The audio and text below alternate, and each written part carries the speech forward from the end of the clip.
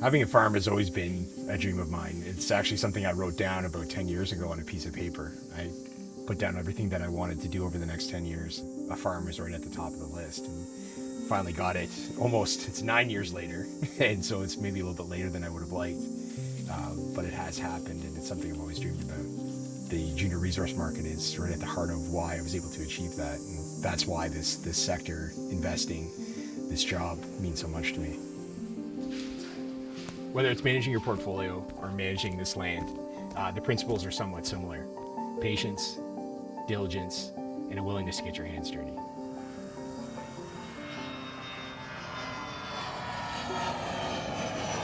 So we're back in BC. This time we're going to visit the Toodoggone, which is where Thesis Gold has their Lawyers Ranch project. The Toodoggone is arguably the most exciting area in Canada, maybe even North America, for exploration and development right now, and Thesis is right in the middle of that. Coming here this week to spend 4 days with the management team, visiting the project in one of the hottest areas of Canada for exploration and development, I couldn't be more excited. We are truly in the early stages of a bull market, and I think this is why the excitement level is probably as high as it's been for a site visit for me. Gold is at the heart of this bull market. We've seen what the gold price has done over the last year and a half, basically running from $1,700, $1,800 per ounce to today of around $3,400, and that's really what's propelled valuations higher, and I really think is what's going to propel Thesis Gold higher. So we're at the South Terminal. We're boarding a flight now to Sturdy. Our trucks will pick us up, drive us to Lawyers Ranch, and start our day.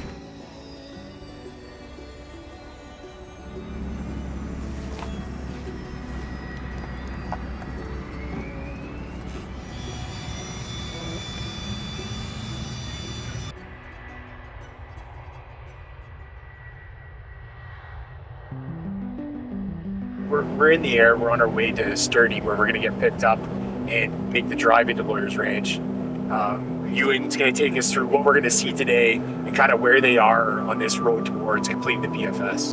So it's a pretty exciting time to visit the project. Yeah. Can you talk about the potential at Ranch, like what you're targeting in terms of the mineralization, and the whole context into sort of BC in general, and where epithermal deposits sort of fit in? Where we are in the Toodoggone is kind of unique from a BC's perspective. The age of the rocks they're about 200 million years old, and when epithermal deposits form, they form right at surface. And with the rocks being so old, obviously there's been a lot of potential for erosion over millions of years, but luckily when they formed, they were basically blanketed by the erosion of other nearby rocks that buried them and preserved them. And more recently they've eroded and come back to surface to present day. So we're lucky in that these near surface epithermal deposits have been preserved. And from our perspective, Lawyers is a low sulfidation epithermal system, gold, silver, and then at Ranch it is a high sulfidation epithermal system, but it's a huge alteration footprint. And really this year is all about testing different zones within what is a 40 square kilometer alteration footprint. How many meters are you drilling at Ranch right now? What are you targeting to drill? It's about 10,000 meters. The Lawyer stuff is mostly geotech drilling. Right. It's multi-purpose holes where we're doing geotech, we're doing metallurgy, we're doing hydrogeology, and a lot of that is we're trying to get a bit of a jump start on the feasibility study. So it's long lead items that require a bit of thought and planning. If we can do it this year, it'll probably give us about 6-month head start on the feasibility study. Right. In terms of funding, you guys are fully funded through PFS? Fully funded through PFS. Yeah, the PFS should be out Q4 this year, and I think we've got north of about 50 million in the treasury. Excellent. So yeah, we're well positioned.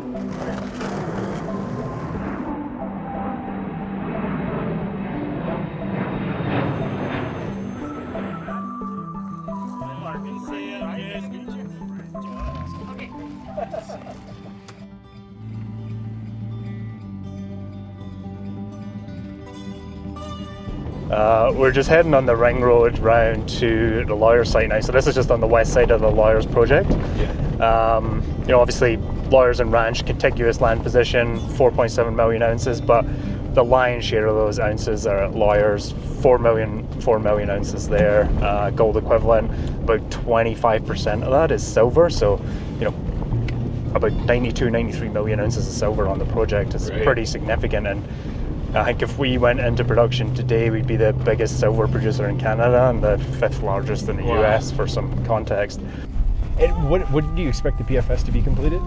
PFS will be Q4 this year, very much on track for that. I don't anticipate any delays at this point, and I think it's going to be very similar to what you saw in the PEA. Nice. Epithermal deposits are part of the larger porphyry environment, and think of the porphyry as the heat engine basically, and it's a big body of molten rock, and as that's cooling down it expels fluids, and those fluids are full of precious and base metals, and as they rise and expand, they move towards surface, and ultimately that's what creates epithermal deposits. So they're basically the near surface expression of the porphyry environment.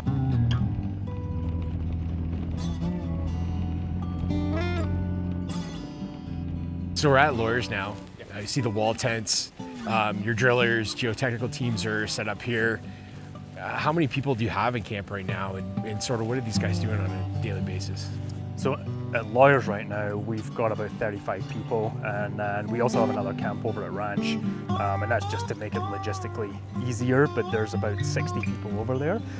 And then the drillers, I mean, they're doing 12-hour shifts, and they're it's out on the rig all day. They come back, eating, and then sleeping, rinse and repeat basically.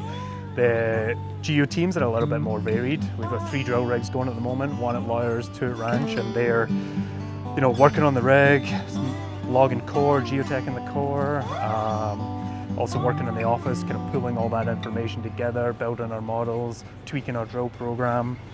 The environmental teams, I mean, there's a full gambit of work that's going on, from bird sweeps before we can build the pads to water sampling.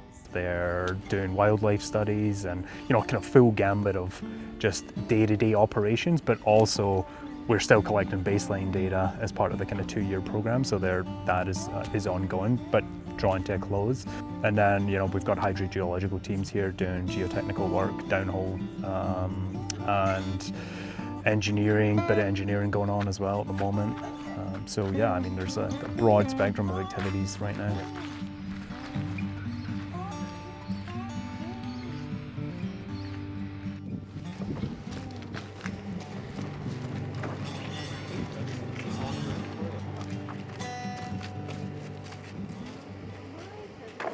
See, I was told when I took my prospecting course in Newfoundland, the guy stood in front of us, he's like, you could buy one of these, and he throws it. He's like, but it's junk.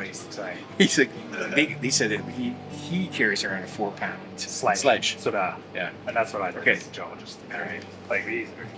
Yeah, he's like, see what he said. Like what?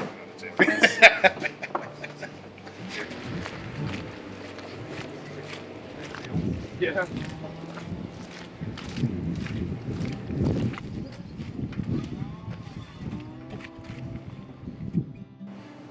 So core comes off the rig from the 5th man, usually heads down to the core shack where the loggers, techs all perform all of our practices, enter all of our data into the computers, and then it then comes over to the cut shack, which will then be cut by the cutter. Half of the sample stays in for our record, half the sample goes away to the lab for analyzing. From then, a geologist comes in, puts all the samples into a shipment, and then we send it off to, this year is the BV lab. And then we band up the core and put it in our core laydown for reference if we need to look back on it. As sample tags are kept in for our reference so we know where the samples are taken from. And right now we have K&R, which is a local band member, cutting for us, and then we do have a crew change on Sunday, which then we have members from the Takla Nation coming to take over those duties. So we do have local cutters on site performing that work. That's pretty much it for this area of work.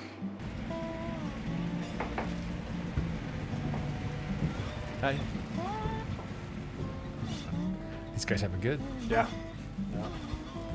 Do you have any? What about when you as a young geo? Did you spend much time in the field and what is this? How does this compare? Is maybe the better question. I mean, this is pretty nice at this point. Yeah. I mean, I spent a lot of time in a tent? Tents. Yeah, where you have like a tent, 2 tents. You know, you got a remote cam. People just sleeping in tents, and then you've got another cook tent. Yeah. You know, obviously for like wildlife, you want that to be separate, but this is pretty luxurious at this point. Yeah.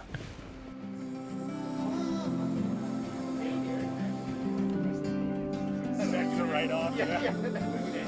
Understand.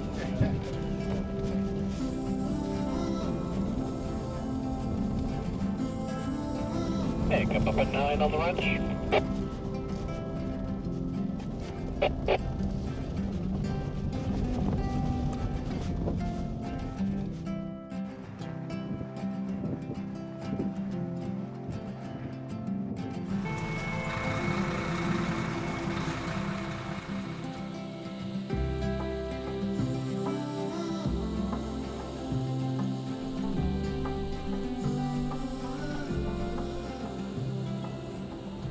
British Columbia is known for a lot of things, but being up here in the Toodoggone the last couple days, you can feel the energy, you can see the excitement in the people, and you know that something special is coming together.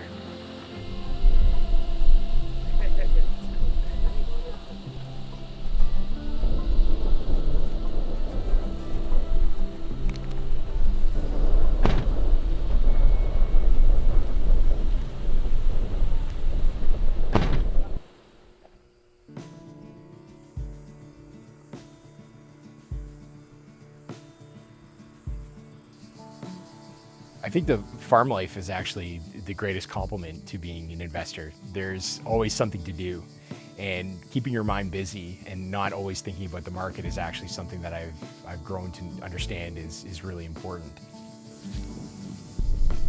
You need something to balance out that constant flow of thinking, and farm life is perfect for that. It's the perfect lifestyle for me and my family right now.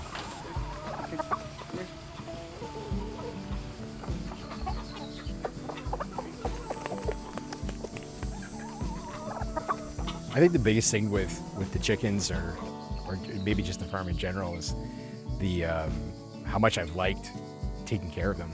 We incubated actually most of these chickens that you see, and that connection I think is as much as they imprint on us, we sort of imprint back. We won't get eggs until October, unfortunately. When you incubate your own chickens, it's usually 5 to 6 months before they start producing. And as you can see with the large wattles, I'm pretty sure we have a few roosters in here, and you can certainly hear them in the mornings and at night. It's one of my highlights of the day is coming out at night, bringing frozen watermelon such as this, or even just cold water, and locking the coop up for the night. I've enjoyed it way more than I ever thought I would.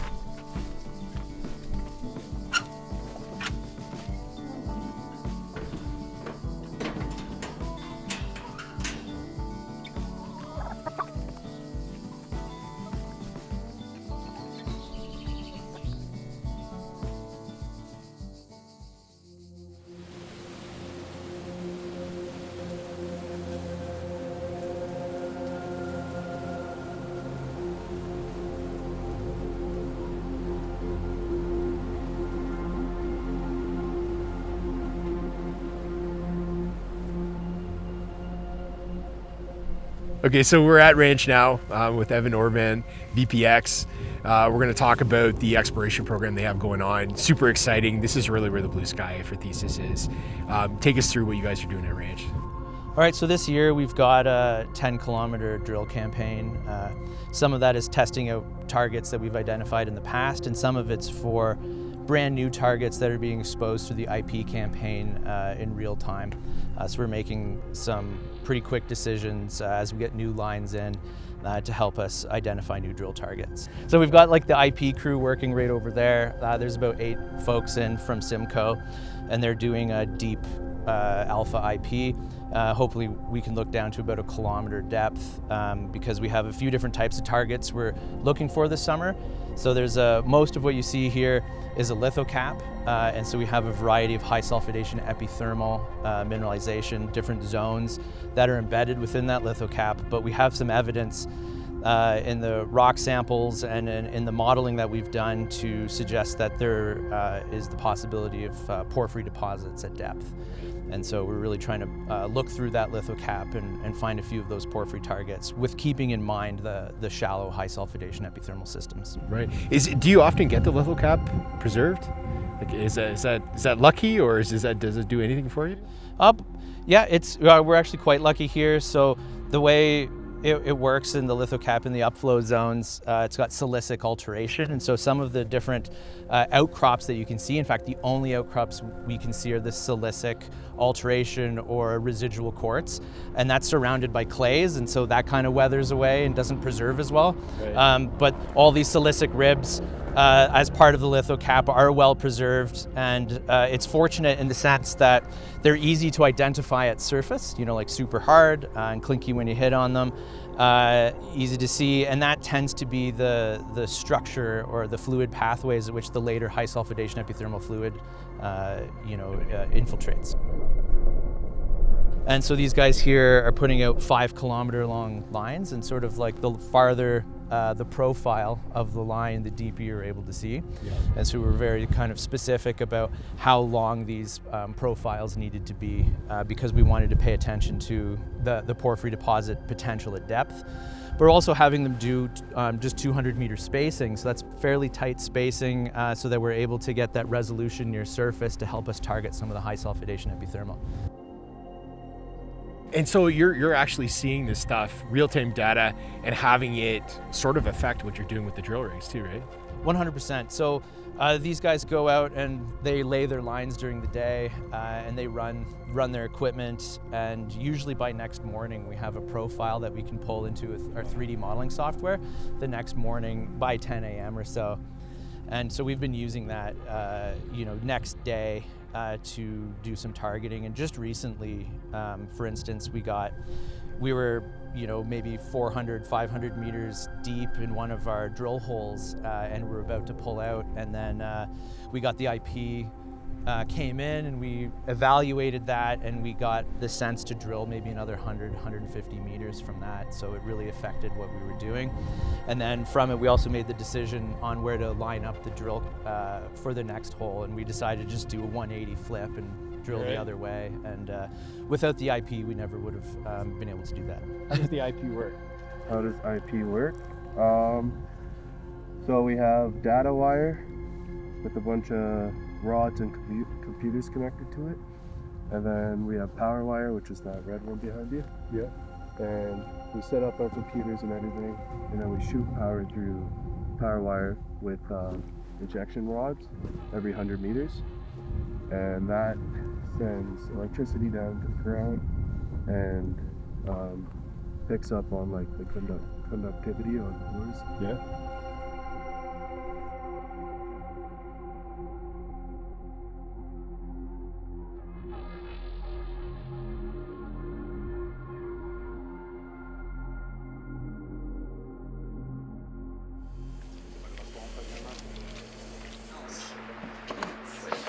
Apparently, because they got a silica project. I don't think we're gonna get. So let's talk about the vuggy silica. Okay. Why it's important to these sorts of settings and deposits. Right. So when we're standing out in the field, we saw that there was those resistant ribs of I was calling them silica ribs. They could be actual vuggy quartz or residual quartz, or it could be actual silicic alteration where you add silica to a mass of rock, whereas the residual quartz is kind of the opposite in a way where you just remove everything that's not quartz from the rock. And so that's what we have here with the vuggy silica, is this acid fluid, like after the vapors had condensed into a fluid, hyperacidic. They run through a volume of rock, and it's so acidic, super oxidized, it just strips everything out of the rock mass that's there and leaves behind just the quartz. And so actually you can see these vugs, they call it vuggy silica, because these vugs actually were other minerals before, right? So like you can imagine this was a feldspar and it interacted with that fluid and it completely dissolved and went into fluid and disappeared somewhere. So all of the elements basically are mobile in this really acidic, oxidized environment. And so this is important because it creates a permeability pathway and favorable domain for later high sulfidation epithermal mineralized fluids to come up and either exploit these vugs, and you actually see that in here where you've got some of those previous forms vugs are actually infilled with energite. Oh yeah. And so that's like a copper arsenic sulfide. And this is very high in copper here, and this will also have a lot of copper and gold.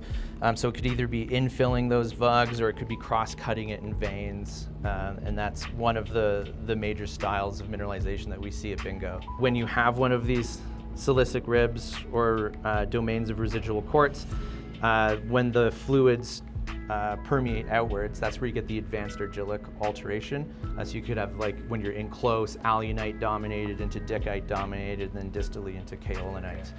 And so this is sort of the center domains of those hot spots of high sulfidation epithermal mineralization that are exploiting previously formed, like where acid fluids and vapors came before it, creating, predisposing an environment to be able to, I guess, be exploited by the high sulfidation epithermal fluids. So it's like, it's not the same process that forms the vuggy quartz as the mineralization. It's a process that comes in afterwards. Right.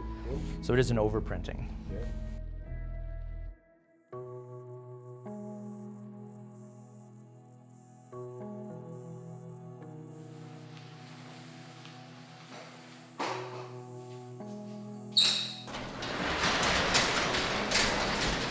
It's funny, there was an exact moment when I thought to myself, wow, here we are, this is where we should be. And it was a soccer baseball game with the kids. And in our previous yard, you couldn't kick the ball 10 feet without hitting the fence or the neighbor's house. And here, we were playing in the field just over to the side where the garden is now. My oldest kicked the ball probably a good 40 or 50 feet, and I just thought to myself, wow, we have so much space. She can kick this ball 100 feet. It doesn't even come close to a neighbor. And that's when I knew it. It's one of those moments where you just say, like, wow, I truly am lucky.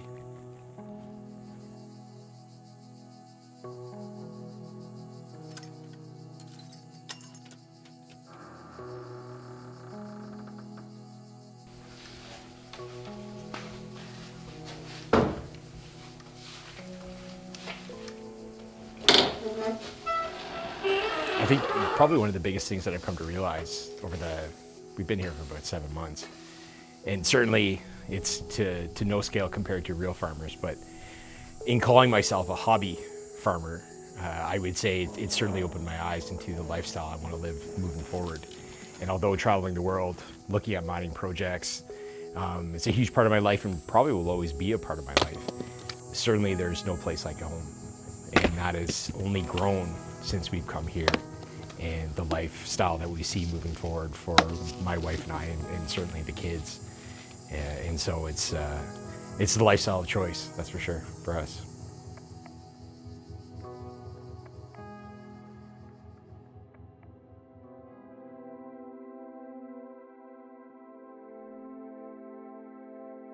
The Lawyer's Ranch project stands out in a number of aspects, in my view. The size is probably the first thing that you want to consider. It's around 5 million ounces gold equivalent. That translates into a production profile, or expected production profile, over 200,000 ounces per year over the life of mine. This is a significant number to reach in terms of size. And this is exactly what the major mining companies are looking for in terms of making a definable difference to their production profiles. I'm Nicole, and I'm the Director of Technical Strategy for Thesis.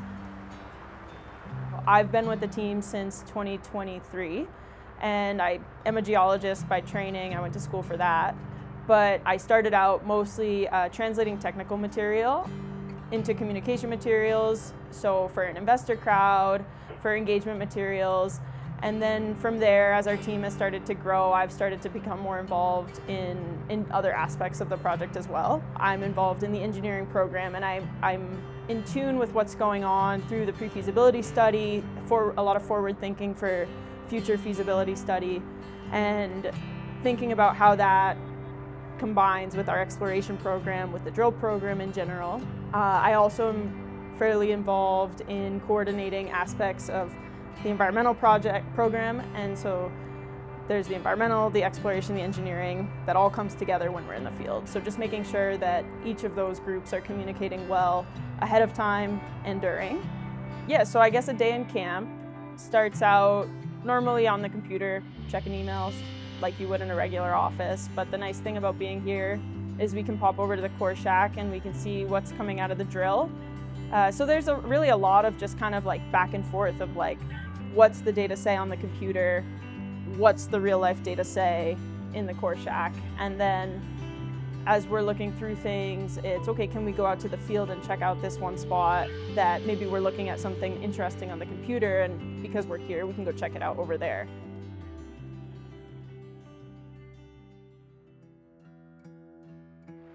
This isn't my first time staying on site. That's one thing I definitely want to get across. I've stayed at other projects. You know, each project has its own sort of feel to it. Lawyer's Ranch, in this case, you know, you can see behind me, I'm in a wall tent. There's 4 bunks within this. This is my first time in this sort of environment. And, you know, while I probably wouldn't want to do it over a number of weeks, I think for a night or 2 nights, it's exciting, and it's something that I've been looking forward to, that whole experience of staying, and especially staying at an exploration site rather than some of the more developed operations that I've been to.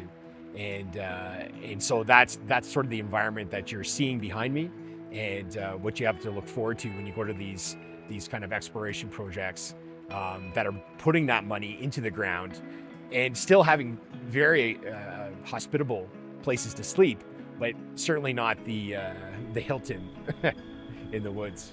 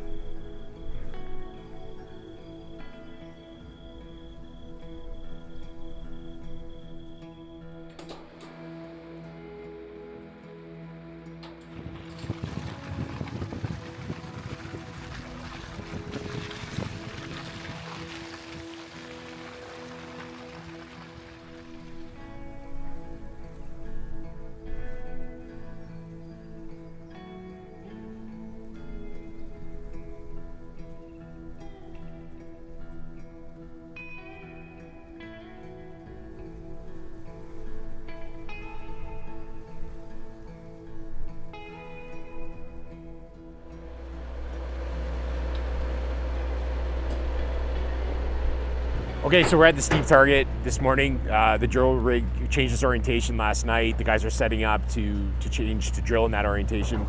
So what's going on with, why are you changing orientation? So we initially set up the drill to drill to the east, targeting a nice resistivity anomaly, chargeability anomaly with a surface expression of massive silica, and that hole seemed pretty successful. Yeah.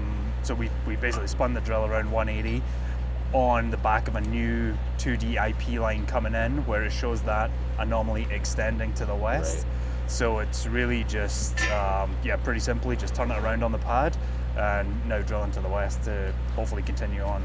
Right, and so that those IP lines that they were putting out yesterday, it shows the advantage of having that live data and that to make the decision to do something like this, right? Totally, yeah. I mean, it's 2D IP lines, and you know they run the line, and it's processed overnight. Literally the next day in Vancouver, we get the data, so we can make decisions kind of on the fly, tweak the drill program, and I think that's ultimately how you get the most out of the drilling.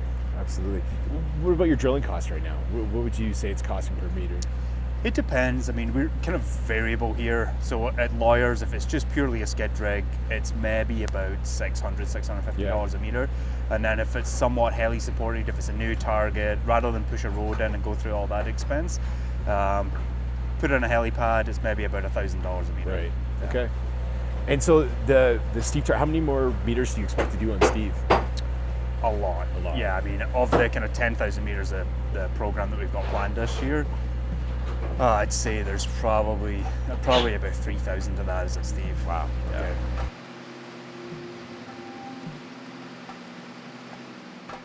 So what do you do? You're diamond core drilling here. Yeah. Tell us more about the drill setup and what you guys are doing right now. Right now we're doing a top of the hole, so we start the recovering and add some rock in the box. Yeah. And your day, how many meters will you get through in a shift? Depends of the day. Yeah. Like a good day can be 120 meters, something like that, Yeah. but a bad day can be 0 Could be too. zero. Yeah. Depending on what's going on. Yeah. And so when you're drilling and stuff like that, do you notice, when you're going through, let's say the economic rock that those sulfites and stuff, can you tell when you're getting into the good stuff just by the machine? Yeah, we can say like if we're soft ground or hard ground or we can. You can tell. Yeah. And after we have to look in the box to know what we went through, but yeah. And so your daily life here, you're working 12-hour shifts, Yeah. and then Go days back. and nights, go back to camp. Yeah. How do you like that? I like it. It's Yeah? nice because like it's like a work team with your crush shift. So Yeah. yeah, you have shit done in night, and you can you work for your crush shift and you work for you at the same time, and same thing for your crush shift. So Yeah. that's the part I like about it. Nice. And what about your daily life in camp? Like, do you like the bunk setup? It's and like all our friends together. And, Yeah. That's So, good. You like the food? Yeah, food's good. It is pretty good. It's Yeah. really good. It's probably one of the best I've had at a camp. Here it's good. Yeah. Yeah. Yeah. Sometimes not super good, but here it's very good. Excellent.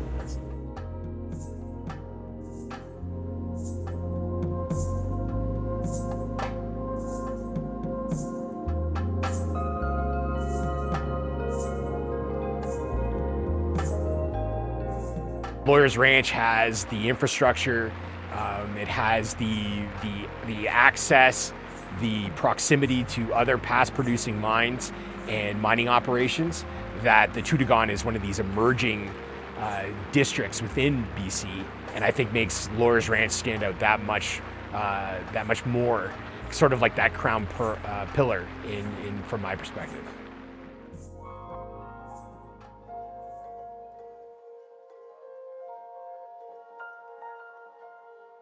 So Lawyers Ranch permitting, for investors, this is definitely one of the biggest topics or questions that they're going to have. Can you take us through the what you see the permitting process is going to look like over the next couple of years? Absolutely. So overall, it should be between 3.5, 4 years, I'd say. Here, we're heading into the environmental assessment process this fall. Yep. By submitting the initial project description. We're working with the First Nations partners we have to ensure that the design of the process is well thought out and takes all of their concerns into consideration. Right. Once we're in the process, we'll make sure there's lots of public consultation, and that now that the baseline's wrapping up, we'll be able to answer any questions that the public and the nations have. Excellent. What about daily life around camp? What's your day-to-day look like? Day to day, it starts early in the morning, goes late at night. It mirrors the massive team effort that everyone's putting in on site at both camps and both projects. We've got a huge team. They're all working hard from early in the morning to late at night, and they're doing all the hard work. We do try to mitigate any environmental consequences that happen as a result of on-site activities like drilling. So we have our environmental representatives from the nations and from our consulting partners that come out and help make sure we're doing it the right way. Sedimentation control is really important to us. Wildlife management, making sure that the caribou are protected and marmots as well. And every time we go through to build a new pad, there's a bird sweep that's done, bird nest sweep, to make sure that birds are protected, and we make sure that everyone's operating in the best way possible. Right. And would bears be the most, I guess, the most dangerous animal that you guys would come across from environmental side? Or? Yeah, I think bears this year in particular, we've had a number of bears around the project site, but good management on site. We make sure that there's no attractants left around for bears to get into. So we're coexisting really well with bears and other wildlife around the site. And that's incinerating your garbage and make sure people pick up after themselves. That's right. Yeah. Excellent. Excellent. Yeah. We wake up the next morning and we get to go see Kemess, which is a past producing mine. It's owned by Centerra. Centerra just took a strategic position in Thesis, a 9.9% position. I think it was at roughly at $1.03. This is significant investment, and to me, it's amazing to be able to go visit both projects and look at what the future may hold for both companies.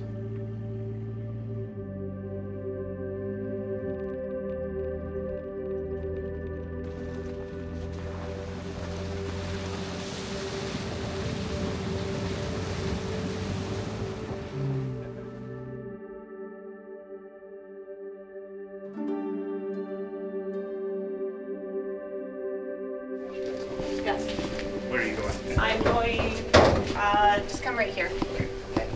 There's coffee right around the corner. And this is the team. This is Jody here. Okay. So, any questions about this layout of the map? Pretty cool. We have some pretty cool printed maps as well. You would have driven this, right? You would come around this way, and it's about 12 hours from Mackenzie. Up on the wall, just to show people, yeah. How big of a town is Mackenzie? And with the black bears, you can intimidate. However, the black bear I've seen up here is massive, absolutely massive. The biggest black bear I've ever seen. It is very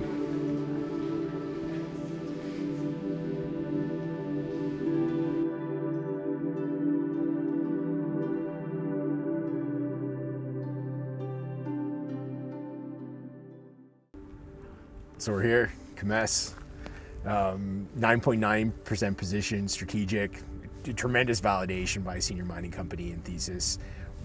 What does the deal mean to Thesis now and looking forward? Yeah, I mean, I think part of it is definitely the validation.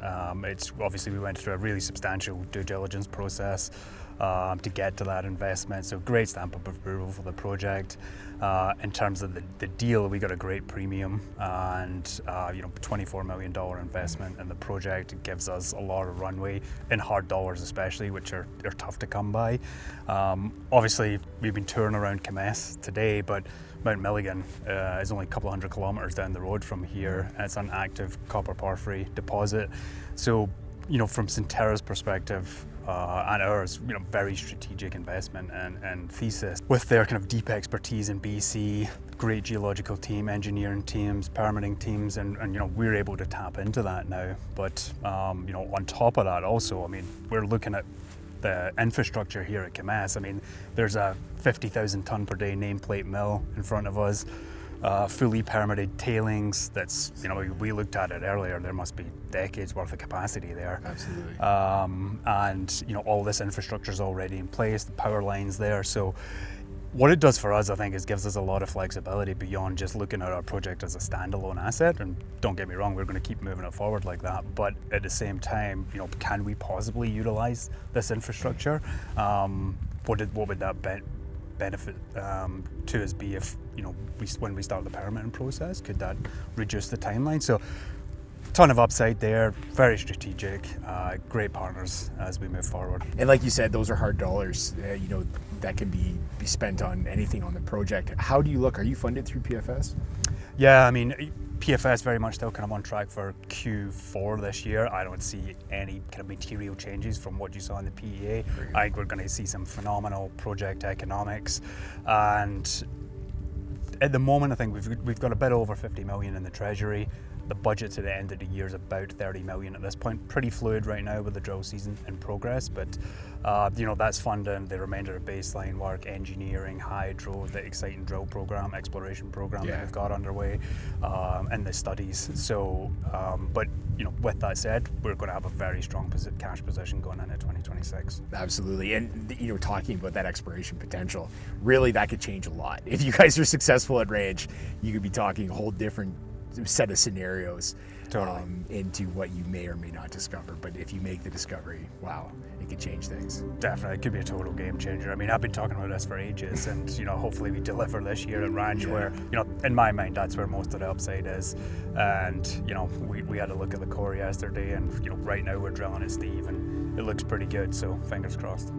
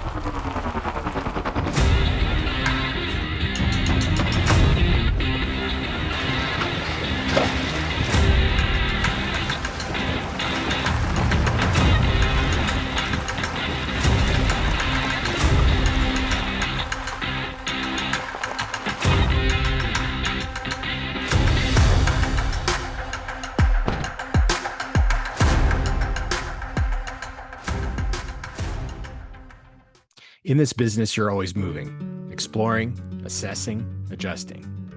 The terrain changes, sometimes fast, but you keep going, because there's always another path forward if you look hard enough.